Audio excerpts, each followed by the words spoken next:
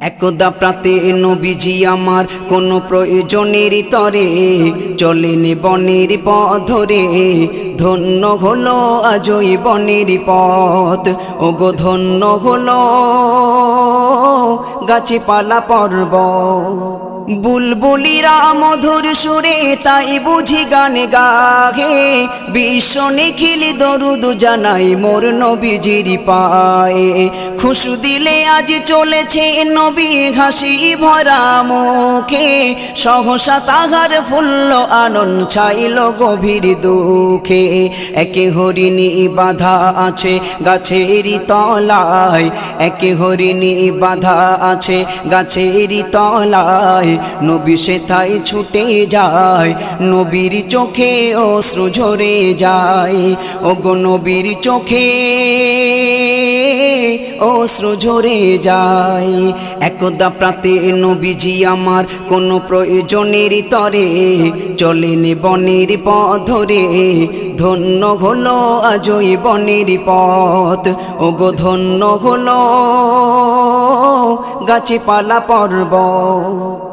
খানিক দূরে দাঁড়িয়ে নবী দেখিছে এই ঘটনা, কাতর স্বরে বেদিকে হরিণ করিছে প্রার্থনা।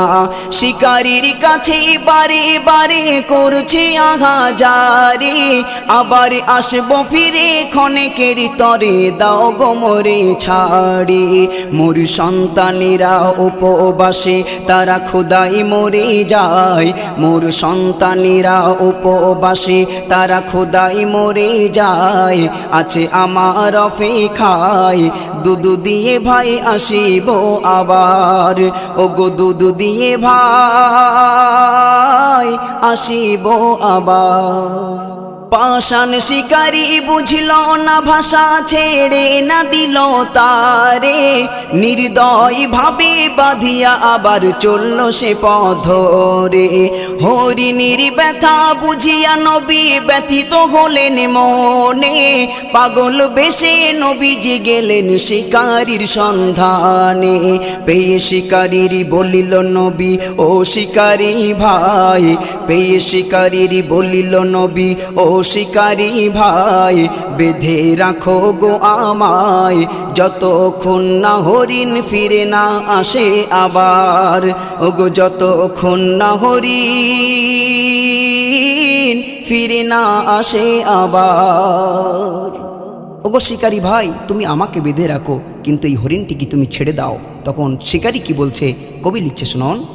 মূর্খ শিকারী কহিল পাগল এমন দেখিনি এই জীবনে, বনের পশু ছাড়া পেলে কি ধরা দেয় আর জালে। কহিল নবী ও গো শিকারী সে আসিবে ফিরিয়া, যতক্ষণ না আসে রাখো আমায় গাছেতে বাঁধিয়া। মূর্খ শিকারী নবীজিকে মোর বাঁধিল গাছে, মূর্খ শিকারী নবীজিকে মোর বাঁধিল গাছে। হরিণ কাঁদিয়া ছোটে ক্ষুধার্ত সেই সন্তানের টানে, ওগো ক্ষুধার্ত সেই সন্তানের টানে। যেই না বিশ্বনবী সরকার দু আলম রহমাতুল্লিল আলমিনকে গাছের সঙ্গে বাঁধলেন আর হরিণটিকে ছেড়ে দিলেন, হরিণ সেই বাচ্চাদের টানে দৌড়াচ্ছে আর পিছু পিছু ফিরে নই পাকের দিকে তাকিয়ে তাকিয়ে ঝরঝর করে কাঁদছে। আর ছুটতে ছুটতে তার বাচ্চাদের কাছে পৌঁছে গিয়ে বাচ্চাদেরকে লক্ষ্য করে হরিণটি কি বলেছিল কবি লিখছে শুনুন। কহিল হরিণ শোনো বাচারা জলদি নাও দুধ পানি করে, প্রাণের নবীর করেছি জামিন তোমাদের ওই তরে। জানি না শিকারী নবীর উপর কত না পীড়ন করে, শুনে এ কথা বাচারা তখন কেঁদে মাতম করে। কিশোরে বনাশ করেছ মা মোদেরই তরে, কিশোরে বনাশ করেছ মা মোদেরই তরে। তুমি কেন ফিরে এলে প্রাণের নবীর জামিন করে, ওগো প্রাণের নবীর জামিন করে। মা গো মা, তুমি আমাদেরকে দুধ পান করাতে এসেছো, বিশ্ব নবীকে জামিন করে আমাদেরকে দুধ পান করাতে এসেছো মা। আমরা না খেয়ে মরে যেতাম, কিন্তু বিশ্ব নবীকে জামিন করে আমাদেরকে দুধ পান করাতে এসে ঠিক করো নাই মা। তাড়াতাড়ি করে সেই বিশ্ব নবীর দরবারে আমাদের নিয়ে চলো। ছোট্ট ছোট্ট বাচ্চাগুলো মায়ের সঙ্গে কেমন করে মান অভিমান করে কি বলছে, কবি লিখছে শুনুন। খাবো না কদুদি খাবো না মোরা, যাবো না মা তোর কোলে, তাড়াতাড়ি চলো না নিয়ে নবীর পদ তলে।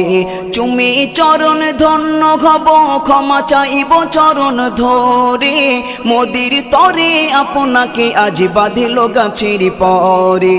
বাচ্চা সহ হরিণ নবীর চরণে লৌটাই, বাচ্চা সহ হরিণ নবীর চরণে লৌটাই, অশ্রুতে কদম ভিজে যায়, শিকারি দেখে অবাক হয়ে যায়, ও গো শিকারি দেখে অবাক হয়ে যায়। যখন হরিণী এবং তার বাচ্চাগুলো বিশ্বনবীর কদমে লুটোপুটি খাচ্ছে, তখন শিকারি দেখে হাই হাই করছে আর নিজে নিজে ভাবছে, হাই রে হাই, এ কোন মানুষকে আমি বেঁধে রেখেছিলাম? এ কি সেই মানুষ জানার জন্য পৃথিবী সৃষ্টি হয়েছে? এ কি সেই বিশ্বনবী? তখন শিকারি কি করছে, কবি লিখছে শুনুন। জীবনে কভু শুনিনি কানে, দেখিনি কভু চোখে, হরিণের সাথে কাঁদিছে মানুষ সমবেদনার শোকে। নয় বুঝিয়ে সাধারণ মানুষ, এই বুঝি সেই নবী, যার গুণগানে গাইছে মহান আকাশে বাতাসে রবি। মনের কালিমা ঘুচলো এবার, শিকারি করে হায় হায়, মনের কালিমা ঘুচলো এবার, শিকারি করে হায় হায়, নবীর বাঁধন খুলে দেয়, কেঁদে নবীর চরণে লুটায়, ও গো কেঁদে নবীর চরণে লুটায়।